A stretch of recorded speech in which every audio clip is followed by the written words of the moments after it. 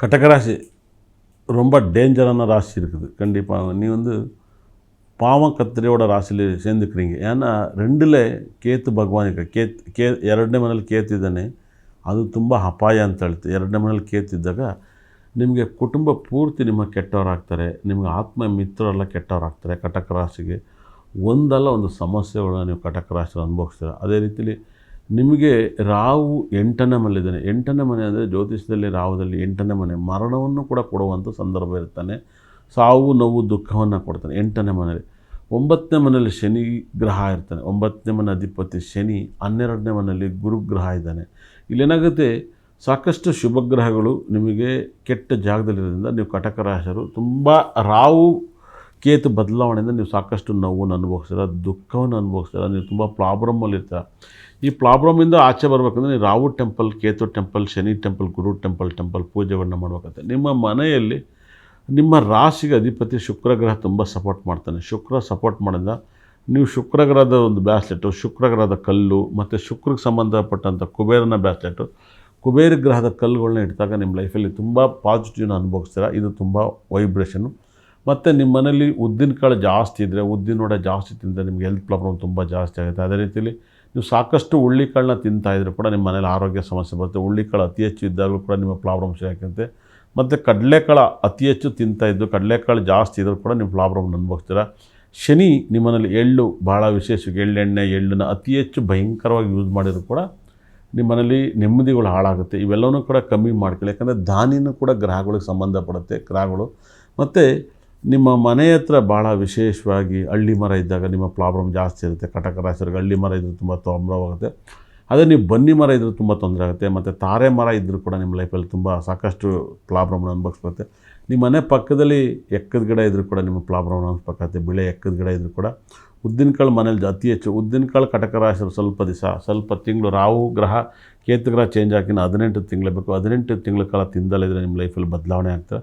ನಿಮಗೆ ಕೆಲಸ ಕಾರ್ಯಗಳು ಸಾಕಷ್ಟು ಪ್ರಾಬ್ಲಮನ್ನು ಕೊಡುತ್ತೆ. ಆದರೆ ಶುಕ್ರ ಗ್ರಹ ನಿಮಗೆ ಯೋಗಕಾರಕ ಅಂದರೆ ಶುಕ್ರ ಗ್ರಹದ ಬ್ಯಾಸ್ಲೆಟು ಮತ್ತು ಕುಬೇರನ ಬ್ಯಾಸ್ಲೆಟನ್ನು ಯೂಸ್ ಮಾಡಿ ನಿಮಗೆ ತುಂಬ ಒಳ್ಳೆಯ ಶುಭ ಫಲವನ್ನು ಕೊಡುತ್ತೆ. ಯಾವಾಗಲೂ ಕಟಕ ಲಗ್ನಕ್ಕೆ ಬುಧ ಯೋಗಕಾರಕ ಏನಲ್ಲ.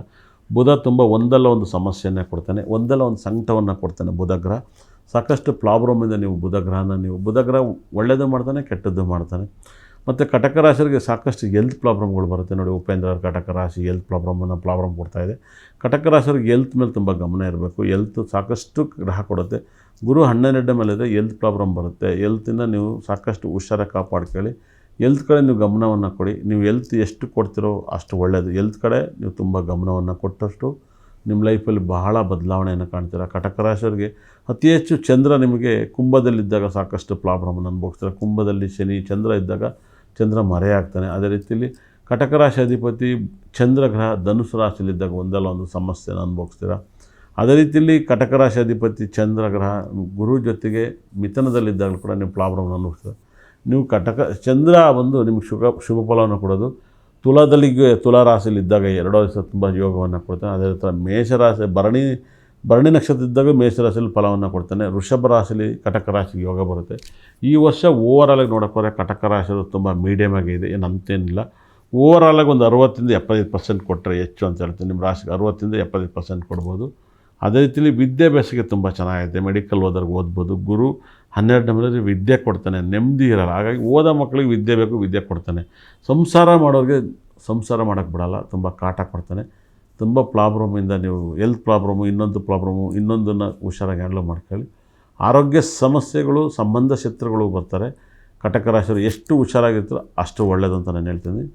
ಇಷ್ಟ ತನಕ ನೋಡಿದ್ರೆ ನನ್ನ ಬ್ರಹ್ಮ ನನ್ನ ಭದ್ರಕಳೆ ಸಕಲ ಸಂಪತ್ತು ಐಶ್ವರ್ಯ ಕೊಟ್ಟು ಉದ್ಧಾರ ಮಾಡಲಿ ಅಂತೇಳಿ ಕೈ ಮುಗಿದ್ದೇನೆ. ಈ 9 ಗ್ರಹಗಳು ಸಿಂಗಲ್ ಆಗಿದ್ರೇನು, ಡಬ್ಬಲ್ ಆಗಿದ್ರೇನು, ತ್ರಿಬ್ಬಲ್ ಆಗಿದ್ರೇನು, ಒಂದು ಜಾಗದಲ್ಲಿ ತ್ರಿಬ್ಬಲ್ ಡಬ್ಬಲ್ ಆಗಿದ್ರೆ ಏನಾಗುತ್ತೆ, ಜೋಡಿ ಎತ್ತಾದ್ರೇನು, ಸಿಂಗಲ್ ಎತ್ತಾದ್ರೇನು.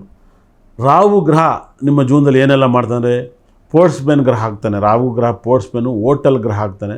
ಅದೇ ರಾಹು ಗ್ರಹ ನಿಮಗೆ ಜಾಗದಲ್ಲಿ ಸ್ಪೋರ್ಟ್ಸ್ ಮ್ಯಾನ್ ಅಂತ ಹೇಳ್ತಾನೆ, ಮತ್ತು ಸ್ಪೋರ್ಟ್ಸ್ ಮ್ಯಾನು ಮತ್ತು ಯೋಗಕರ ಗ್ರಹ ಆಗ್ತಾನೆ. ಅದೇ ರೀತಿಯಲ್ಲಿ ಗುರುಗ್ರಹ ವಿದ್ಯಾಭ್ಯಾಸವನ್ನು ಕೊಡ್ತಾನೆ ಅಂತ ಹೇಳುತ್ತೆ. ಅದೇ ರೀತಿಯಲ್ಲಿ ಶುಕ್ರ ಅದೃಷ್ಟವನ್ನು ಕೊಡ್ತಾನೆ ಅಂತ ಹೇಳ್ತೆ. ಶನಿ ಧರ್ಮ ಕರ್ಮ ನಿಯತ್ತನ್ನು ಕೊಡ್ತಾನೆ. ಶನಿ ಚೆನ್ನಾಗಿಲ್ಲ ನಿಯತ್ತನ್ನು ಕಳೀತಾನೆ. ಅದೇ ಥರ ಸೂರ್ಯ ತುಂಬ ಚೆನ್ನಾಗಿದ್ರೆ ಗೌರ್ಮೆಂಟ್ ಕೆಲಸ ಕೊಡ್ತಾನೆ. ಇಲ್ಲ ಅಂದರೆ ಮನೆಯಿಂದ ಆಚೆ ಆಗ್ತಾನೆ ಸೂರ್ಯಗ್ರಹ. ಆ ಥರ ಚಂದ್ರ ತುಂಬ ಚೆನ್ನಾಗಿದ್ರೆ ಸಾಕಷ್ಟು ಚಾಡಿ ಮಾತು ಕೇಳ್ತೀರ, ಇಲ್ಲ ಚಂದ್ರ ಚೆನ್ನಾಗಿದ್ರೆ ನೀವೇ 4 ಜನಕ್ಕೆ ಬುದ್ಧಿ ಹೇಳ್ತೀರ. ಕುಜ ತುಂಬ ಚೆನ್ನಾಗಿದ್ರೆ ಮನೆ ಕಟ್ತೀರ, ಕುಜ ಕೆಟ್ಟರೆ ಮನೆ ಮಾರ್ತೀರ. ಈ ಗ್ರಹಗಳಿಂದ ಏನಾಗುತ್ತೆ, ಈ ಕಾಂಬಿನೇಷನ್ನು ರಾಹು ಮತ್ತು ಶನಿ ಸೇರಿದರೆ ಮೈಯೆಲ್ಲ ಬೆವರುತ್ತೆ, ಮನಸ್ತಾಪಗಳಾಗುತ್ತೆ, ಒಬ್ರಿಗೊಬ್ರು ಚಾಡಿ ಹೇಳ್ತೀರ. ನಿಮ್ಮ ಮನೇಲಿ ಆರೋಗ್ಯ ಸಮಸ್ಯೆ ಯಾರಿಗಾರು ಕಾಣ್ತಾರೆ, ಆರೋಗ್ಯ ಪ್ರಾಬ್ಲಮ್ ಬರುತ್ತೆ. ಶನಿ ಮತ್ತು ರಾಹು ಒಟ್ಟಿಗೆ ಇದ್ದರೆ, ಕುಜ ಮತ್ತು ಶನಿ ಒಟ್ಟಿಗೆ ಇದ್ರೆ ನಿಮ್ಮ ಜಾಗದಲ್ಲಿ ಆಕ್ಸಿಡೆಂಟ್ ಅಪಘಾತಗಳಾಗುತ್ತೆ, ಆಕ್ಸಿಡೆಂಟ್ ಆಗುತ್ತೆ, ಅಪಘಾತ ಆಗುತ್ತೆ, ಬರ್ರಿ ಜಗಳ, ಯಾರು ಮಾತಾಡ್ಸಿರೋ ಜಗಳ, ವಾರ್ ಆಗ್ತಾ ಇರುತ್ತೆ. ಮಾತಾಡಿರೋ ಜಗಳ, ಕುಂತರು ಜಗಳ, ನಿಂತರೂ ಜಗಳ ಆಗುತ್ತೆ. ಗುರು ಶುಕ್ರ ಒಟ್ಟಿಗೆ ದುಡ್ಡು ಬರುತ್ತೆ, ಮೋಸ ಹೋಗ್ತೀರಾ. ದುಡ್ಡೆಲ್ಲ ಮಕ್ಳಿಗೆ ಮದುವೆ ಆದಮೇಲೆ ನಿಮ್ಮ ಲೈಫಲ್ಲಿ ದುಡ್ಡು ಖಾಲಿ ಆಗುತ್ತೆ. ಅದೇ ಥರ ಬುಧ ಮತ್ತು ಕುಜ ಇದ್ದರೆ ಸ್ಟ್ರೋಕ್ ಹೊಡಿತೈತೆ, BP ಬರುತ್ತೆ, ಈ ಥರ ಪ್ರಾಬ್ಲಮ್ ಇರುತ್ತೆ. ಇವರಿಬ್ಬರು ಕಾಂಬಿನೇಷನ್ ಆದರೆ. ಅದೇ ರೀತಿಯಲ್ಲಿ ಸೂರ್ಯ ಮತ್ತು ಶನಿ ಸೇರಿದರೆ ಕೋರ್ಟ್ ಕೇಸು ಪ್ರಾಬ್ಲಮಿಂದ ಹರಳ್ತೀರ. ಆದೇಶ ಭುಕ್ತಿ ನಡಿಬೇಕಾದ್ರೆ ಈ ಪ್ರಾಬ್ಲಮ್ನ ಅನುಭವಿಸ್ತೀರ. ಚಂದ್ರ ಮತ್ತು ಕುಜಗ್ರಹ ಇದ್ದರೆ ಡೈವರ್ಸ್ ಆಗುತ್ತೆ. ಈ ಜಾಗದಲ್ಲಿ ನೋಡಿ ಕಾಂಬಿನೇಷನ್ ಸಾಕಷ್ಟು ಮಾಹಿತಿಯನ್ನು ನೀಡ್ತೀನಿ. ಚಂದ್ರ ಮತ್ತು ಕುಜ ಇದ್ದರೆ ಪ್ರಾಪರ್ಟಿನೂ ಜಾಸ್ತಿ ತಗೋತೀರ, ಡೈವರ್ಸ್ ಆಗುತ್ತೆ. ಯಾಕಂದರೆ ಪ್ರಾಪರ್ಟಿ ಇದ್ದರೆ ತಾನೇ ಡೈವರ್ಸ್ ಕೊಡಬೇಕು, ಹಾಗಾಗಿ ಪ್ರಾಪರ್ಟಿ ಬರುತ್ತೆ, ಡೈವರ್ಸ್ ಆಗುತ್ತೆ. ಕುಜ ಹುಚ್ಚಿನಾದರೆ ನಿಮ್ಮ ಜಾಗದಲ್ಲಿ ಮನೆ ಇರೋ ಮನೇಲಿ ಹುಡ್ತೀರಾ ಅಂತ ಹೇಳ್ತಾರೆ. ಕುಜ ನೀಚಿನಾದರೆ ಮನೆ ಮೀಡಿಯಮ್ ಆಗಿರೋ ಮನೇಲಿ ಹುಡ್ತೀರಾ ಅಂತ ಹೇಳ್ತೆ. ಗುರು ಹುಚ್ಚಿನಾದರೆ ಮಾತು ಬಿಡ್ತೀರಾ ಅಂತ ಹೇಳ್ತಾರೆ. ಗುರು ನೀಚ ಆದರೆ ಸಕ್ಕ ದುಡ್ಡು ಮಾಡ್ತೀರಾ ಅಂತ ಹೇಳ್ತಾರೆ. ಶುಕ್ರ ಹುಚ್ಚಿನಾದರೆ ಕೋರ್ಟ್ ಕೇಸನ್ನು ಅನುಭವಿಸ್ತೀರಾ ಅಂತ ಹೇಳುತ್ತೆ. ಶುಕ್ರ ನೀಚನಾದರೆ ಅವೆರಡನ್ನೂ ಬಿಟ್ಟು ನೆಮ್ಮದಿಯಾಗಿರ್ತೀರಾ ಅಂತ ಹೇಳುತ್ತೆ. ಅದೇ ಶನಿ ಹುಚ್ಚಿನಾಗಿದ್ದರೆ, ಶನಿ ಗ್ರಹ ಹುಚ್ಚಿನಾಗಿದ್ದರೆ ಒಳ್ಳೆ ದೀರ್ಘ ಆಯುಸ್ಸನ್ನು ಅನುಭವಿಸ್ತಾರೆ. ಶನಿ ನೀಚನಾಗಿದ್ದರೆ ಪ್ರಾಬ್ಲಮಲ್ಲಿ ಆರೋಗ್ಯ ಪ್ರಾಬ್ಲಮಲ್ಲಿ ಸಿಗಾಕೈತೀರ. ಸೂರ್ಯ ಹುಚ್ಚಿನಾಗಿದ್ದರೆ ಅಧಿಕಾರವನ್ನು ಅನುಭವಿಸ್ತೀರ. ಸೂರ್ಯ ನೀಚನಾಗಿದ್ದರೆ ನಾರ್ಮಲ್ ಕೆಲಸ ಮಾಡ್ತೀರಾ. ರಾಹು ಕೇತುಗಳಿಗೆ ಉಚ್ಚ ಸ್ಥಾನ ನೀಚ ಸ್ಥಾನ ಇಲ್ಲ, ಆದರೆ ನೀವೇ ಆ ನಕ್ಷತ್ರದಲ್ಲಿ ಹುಡ್ತಾರೆ ಹುಚ್ಚನಾಗ್ತಾನೆ, ಆ ನಕ್ಷತ್ರದಲ್ಲಿ ಹುಡ್ತಾನೆ ನೀಚನಾಗ್ತಾನೆ. ಹುಚ್ಚ ನೀಚ ನೀವು ಎಲ್ಲ ಗ್ರಹನ ಬಗ್ಗೆನೂ ಹೇಳಿದ್ದೀನಿ. ಜೋಡಿ ಕಾಂಬಿನೇಷನ್ ಗ್ರಹ ಬಗ್ಗೆ 9 ಗ್ರಹಗಳು ಯಾವ ಗ್ರಹ ಜೊತೆ ಸೇರಿದೆ ಅಂತೀನಿ. ಇಷ್ಟ ತನಕ ನೋಡಿದ್ರೆ ಜಿಂಗ ಲಕ ಬರ್ರೋ ನಂಬರ್ ಅಂದರೆ ನಾನು ಅಂದರೆ ನಂಬಸ್. ಓಂ ಬ್ರಹ್ಮದೇವಾಯ ನಮಃ. ಎಲ್ಲರಿಗೂ ನೋಡಿದ್ರೆ ಒಳ್ಳೆಯದಾಗಲಿ.